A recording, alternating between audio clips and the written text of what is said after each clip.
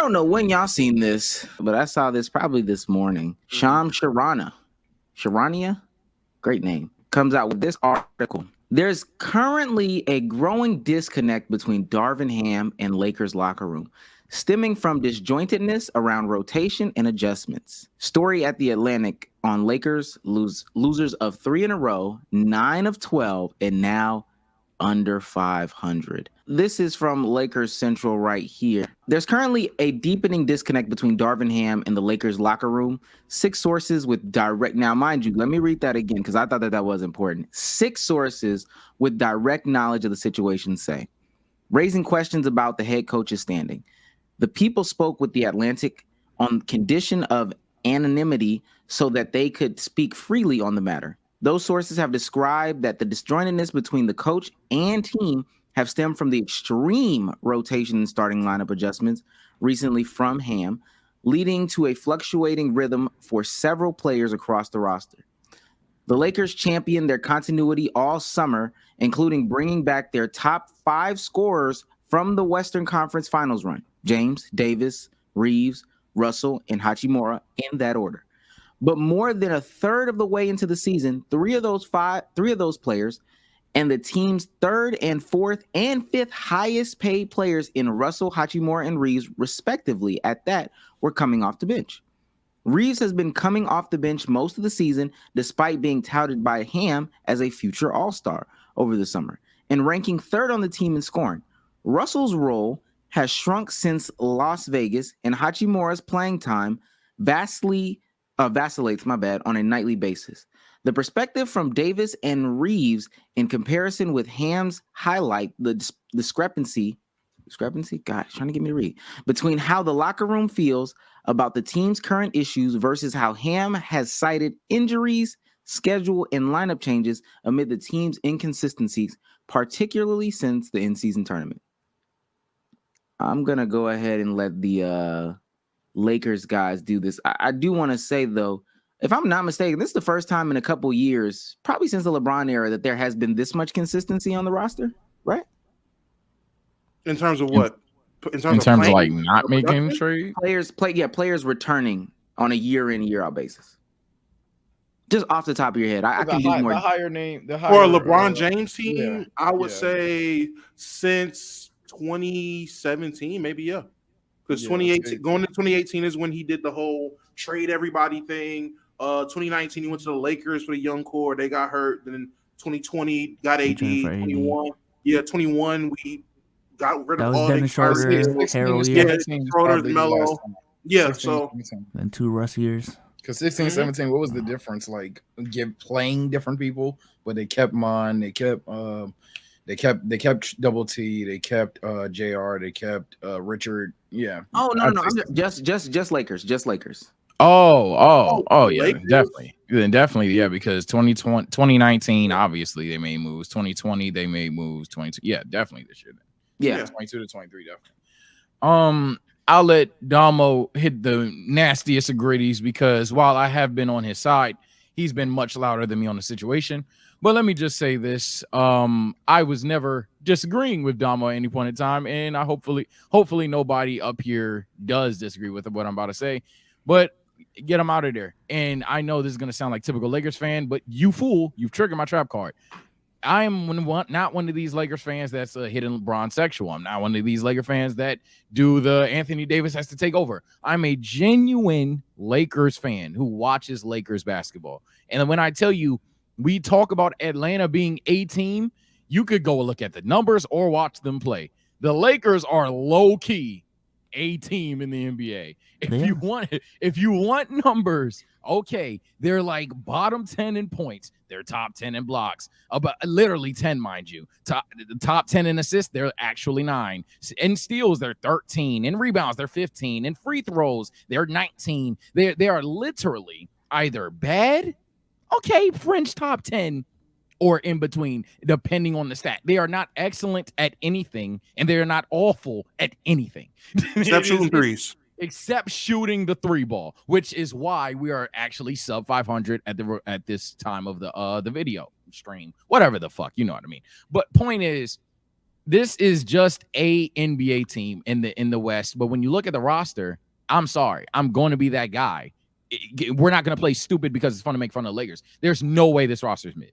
Schematically, a 5-year-old could scheme up how this roster should be playing basketball. Now, could they scheme how they should run certain sets? Fuck no. This is NBA. What are we doing? But in terms of two-way wing, facilitating guard, scoring guard, passing forward, really good defensive. This team fits together. So I wouldn't even necessarily say this team mandates a trade necessarily. I mean, they could make some moves, of course, but I'm not mandating that. But when I look at all these things, I'm like, damn, y'all really packed up Frank Vogel, who was one hell of a coach, just for a cheerleader.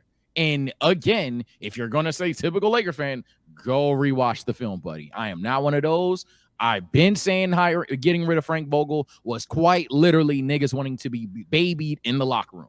And now they tired of him, so now there's no reason he's there. Now there's literally zero reason. Because my whole thing with Damo this whole season was, well, Damo, they like him, bro. And then if it's someone else, they're not going to like the motherfucker. They're going to be on his ass. Now, they don't like him? Get him out of here. Go ahead, Damo, because you deserve this, though, because you've been way louder on me.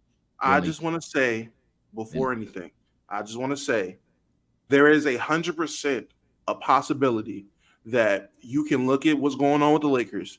You can blame the front office. You can blame Jeannie Buss. You can blame Rob Pelican. You can blame the front office. You can blame the players not being consistent. But there has been a guy on this platform since last season saying, hey, something's not right when every time we go on a run, whether we're winning or we're closing a gap, we go in a timeout, and every freaking time AD or LeBron comes out or both comes out, and then we end up losing the ball game. It's every single time. Since last year, I've been saying this for a year, and it's been the same repeated cycle. For whatever reason, there's questionable lineups. Now, I understand I'm not an NBA coach.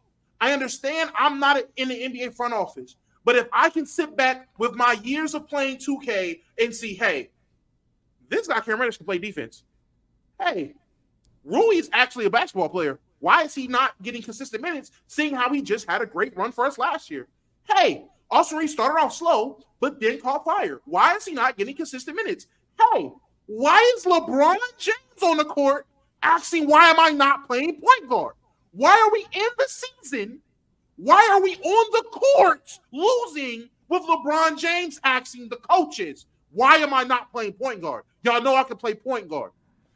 Now, I'm not going to sit here and just do my gritty and say I told you so, but for a whole freaking year, I've been being told I don't know basketball. For a whole year, I've been told you didn't play pro ball, so what do you know? For a whole freaking year, all these old crusty fucks with gray beards have been telling me I don't know what my eyes are seeing when I'm watching my Lakers. But surprise, surfucking-prize, ring, ring, word comes out, the Lakers are disgruntled with Darvin Ham because of what? Adjustments, lineup management, and schemes. The three things I've been saying since before we traded Westbrook. Now we're here. Now what do? You can't just cut the coach in the middle of the season when we're one game below 500 unless you have a shoe-in of a great coach, which I don't know if y'all know the coaching market because a lot of people don't. Everybody just says get a new coach, and then they say Mark Jackson. No one knows the coaching market. Let me tell you, the only coach out there that niggas is talking about is fucking Doc Rivers. And if you think I want Doc Rivers, crusty throat ass over there, calling plays, just being a player, man, I'm not trying to see that shit. So we're fucked. I said it from the beginning. How do you win a championship playing defense and not being a great shooting team? We're still not a great shooting team, but we play defense. I've harped on that. Play defense, we win games. We ignore that formula, and now we got this nigga with his hands in his pockets, costing us another fucking season, and potentially LeBron James' last season. Potentially, this is LeBron James' last season in a Lakers jersey. Potentially, this is the last time we're going to... Why would he stay? Why would Anthony Davis stay in a city where every game he plays good, no one says shit, but the moment he plays bad, he's supposed to be the MVP every fucking night? Why would he stay for this? Why would he not go somewhere else where they will respect him as a basketball player? Why would people stay? Why would any of you guys not ask for a fucking trade? This is fucking stupid. I'm glad this is happening because I can look all you stupid fucks in the eyes and say, I told you so. That nigga's a terrorist. Man, Damo, I'm gonna let Bezos and Omar go, but I just want to say you brought up last season. I'll even raise one more recent. If you guys even watch day one, I will never forget this experience. See, I will never forget this experience because I've never seen 500 people simultaneously agree on something. The first game, y'all remember the first playback stream? The first game, it's like 3 minutes left. And with the Lakers, we literally go from down 7 to up 7 because we start running LeBron at point guard at that point in the series. Then we sit LeBron down. Everyone in the chat and every person on the stage. Wait, LeBron's going to the bench. Why is LeBron going to the bench? What are they doing? Instantly. Three ball, and one timeout. Still don't put him back in. Now we're down, like 5-6, whatever the math is. We call a timeout. We put LeBron in the game.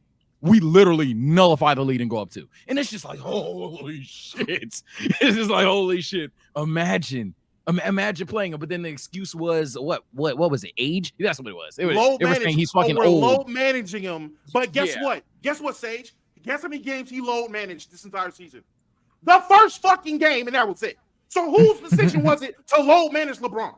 That was the only game where it was load management with those type of minutes. And I'll double check because I don't want I want to make it seem like more word is law. I'm about to look right now at his minutes the following games to that one. But I promise you, LeBron James literally, after that game, played semi-regular to normal minutes ever since that one game. Yeah, I'm gonna double check as well. But as producer Cruz hit it on the head, yeah, people were gaslighting me, Bezos to a degree, and we need to let them talk. And Damo, that LeBron James will be playing 29 minutes a season. And if anybody wants to say we're lying, go look at the old shorts. And it's like holy shit, people were creative with saving him. But go ahead, Solzer Omar. I just find it interesting that like the defense for Darvin Ham has always been, man, you don't know what goes on to that locker room for him, man. Like there's so many things you guys aren't thinking about, huh? Like there's so many things that like you can't see on the screen. And then it's just funny that the report is literally like adjustments, rotations, and literally everything that every fan has been saying. Sometimes the game is not as complicated as like some people make it out to be, you know what I'm saying? So hey, y'all nailed it on the head. I'm not trying to drag it out too much. That's pretty much all I got. So I'll say before y'all hop back into it, we have conversations about coaching all the time, and I cape for coaches quite often. I can honestly say that. No shit, but this is like one of the clear indications to me. And everything that I know about watching ex-players and ex-coaches or whatever says that when you lose, the locker room is done. There's no salvaging. There's no attempting to salvage. There's no conversation. So I hear what Damo's saying, and I don't know the answer because the what's out there coaching landscape wise is terrible. It's terrible.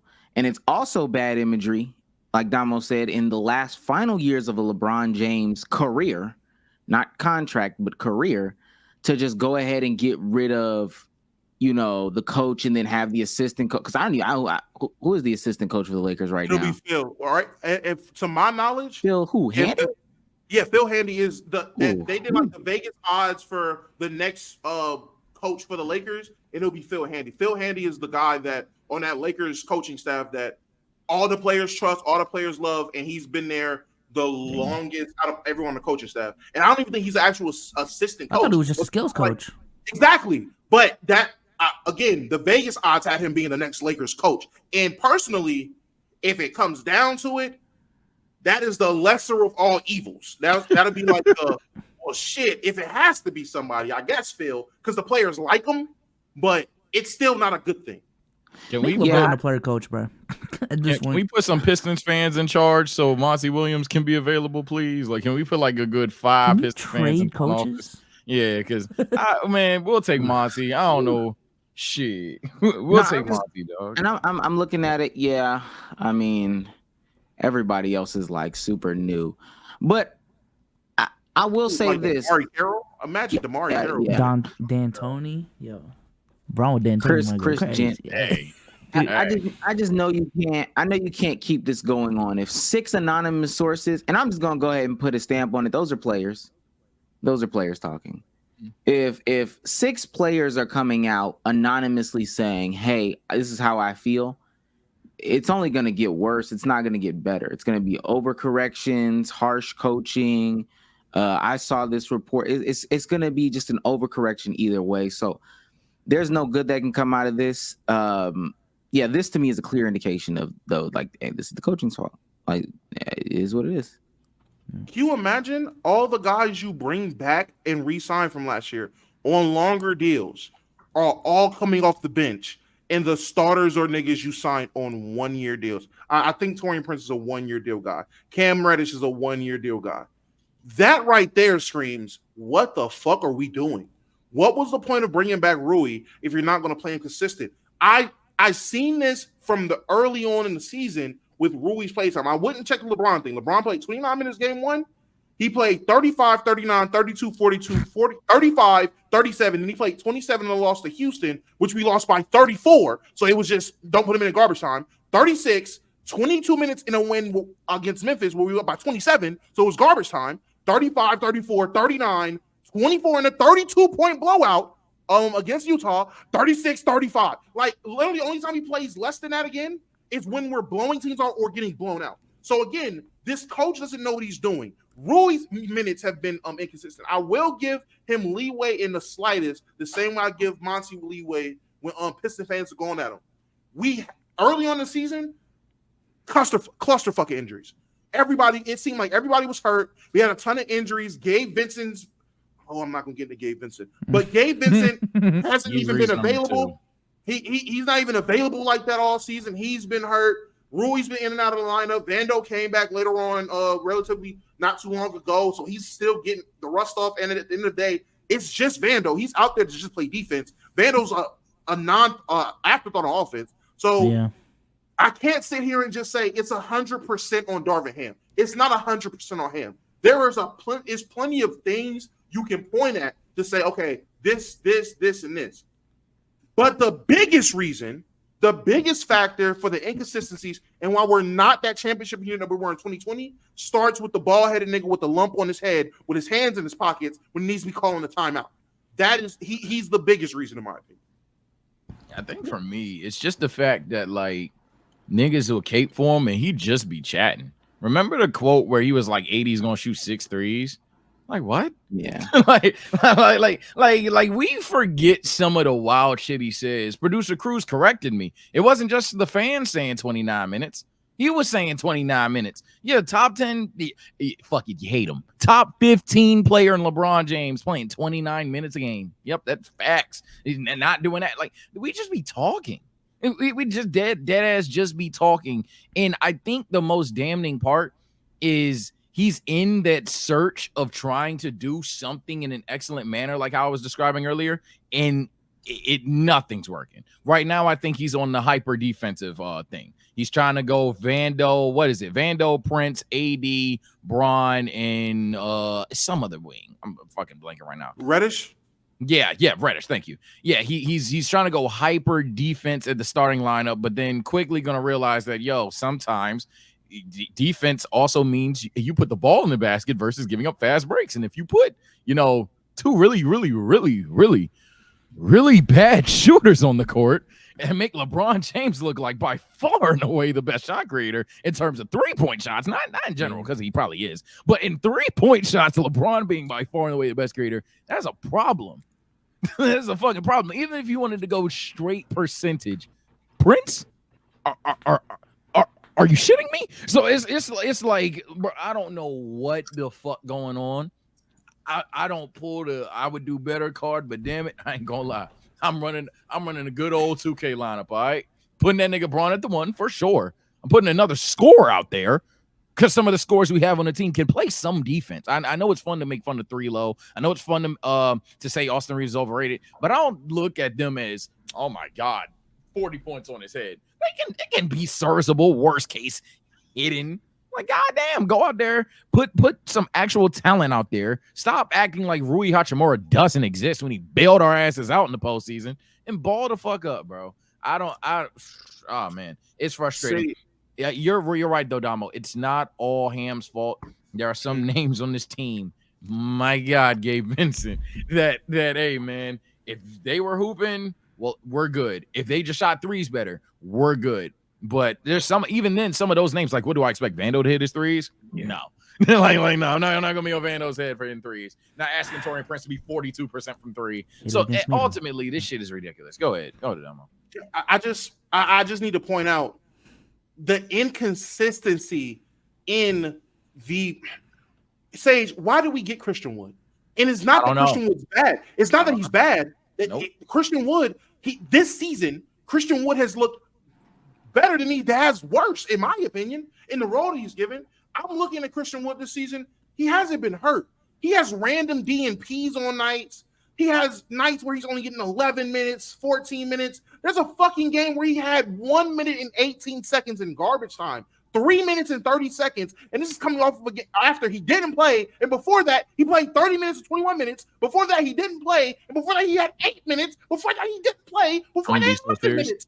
I'd be so shocked if he wasn't one of the names. Continue. In my opinion, in my wholehearted opinion, I really think the names is like LeBron, AD, Bronny, Bryce, Ziri, and Savannah. Stop it.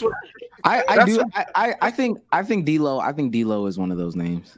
Yeah, D'Lo's probably one of those names, but definitely Christian Wood, especially given why the frustrations are. I mean, Damo just hit it on the head. This player, even to not like exactly echo what he's saying, but we're talking about a player that was given a good bulk of 15 to 20 minute stretches. Then one day, hey, you're playing 11 minutes. Then you get a DMP. Then you get less than that. Then you go back to playing your regular minutes for 2 games. Then you go, man, my God, mind you, the entire time, chat. He's never been just straight up shit unless it's for a specific game. So like, and I know what do you mean by that, Sage? Like literally he was 1 of 6, then he got 11 minutes, then he didn't play. It's like, I guess. Then he came back, he gave you 2 of 4 and 8 points, then he didn't play again. Then he gave you 9 and 17, then he didn't play again. Then he only played 4 minutes combined in a week. And then he goes on, and now he's giving you, I want to average it, but my fucking shit is lagging. Like, fuck, give me a second. Now in the last 4 games he's been playing, and he's averaging 8 points on 54, but like it's not significant volume. But it's just so fucking stupid.